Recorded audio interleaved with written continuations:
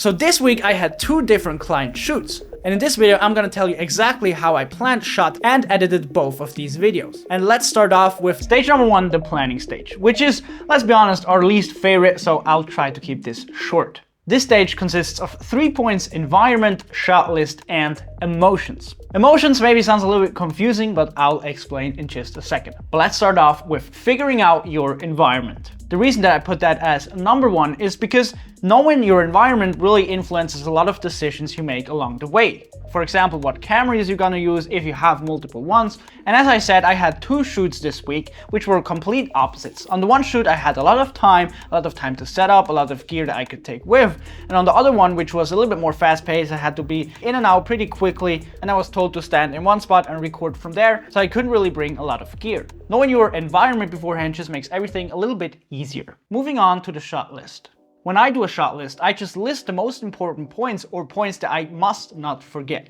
Let's be honest, in the heat of the moment, it's easy to forget things, so having a list where you can take a look and be reminded, oh yeah, very important, I still have to do this, is crucial. Lastly, let's talk about emotions. What do I mean by that? Most videos you're looking at are trying to get some sort of emotion out of you.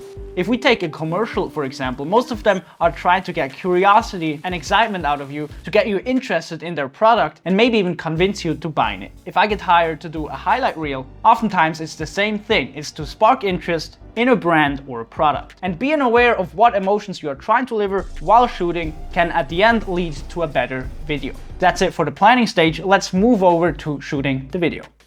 So I'm on my way to this.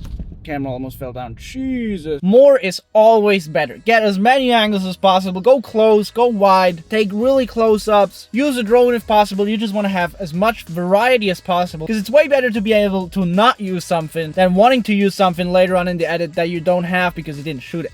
So very important here, more is always better. Even though what you're shooting is probably not a movie, you're still kind of the director, and it's your job to direct the shoot. Sometimes maybe you have to stage something, or somebody has to stand somewhere else, or that's your job. Don't think that you're not important enough to tell people things and to direct people, because at the end of the day, if it doesn't look good, it's on you. So yeah, be a director.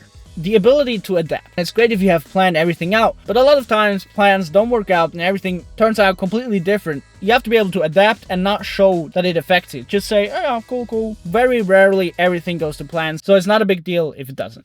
And if you're wondering why I'm wearing this thing here, it's because I got invited into the VIP section of the event.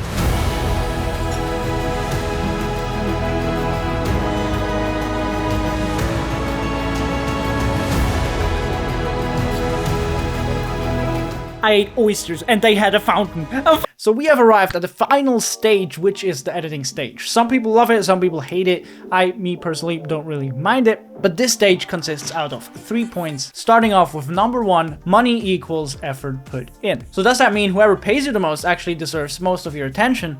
Well, kinda. At the end of the day, it is business, and you only have a limited amount of time. Now, this doesn't apply if you have all the time in the world, but if you have multiple projects lined up, you can't equally divide your time to each project because that just wouldn't make sense. And this ties into point number 2, which is the 80-20 rule. So let's say one client pays you $2,000 for a project and another one only $350. Now, very important, all of this doesn't at all mean that you shouldn't pay close attention to each project, do it to the best of your ability. And if we're talking about the 80-20 rule while editing, we're talking about the details, which are usually what take the most amount of time. And let's be honest, these last 20%, 99% of the people don't even know that there's something missing because they don't understand so much about video like we all do. But on these higher paying projects, it's just worth it to pay a little bit more attention to the details. And the very last point of this video is efficiency, which really applies to all of these stages, but especially here. Make sure that you are as efficient as possible. Know your editing software. Know at least 10 to 15 shortcuts, because think about it that way. The faster you are with editing, the faster you can take on new projects and the more money you make. That's it for this video. Like and subscribe if you enjoyed it, and I'll see you in the next one.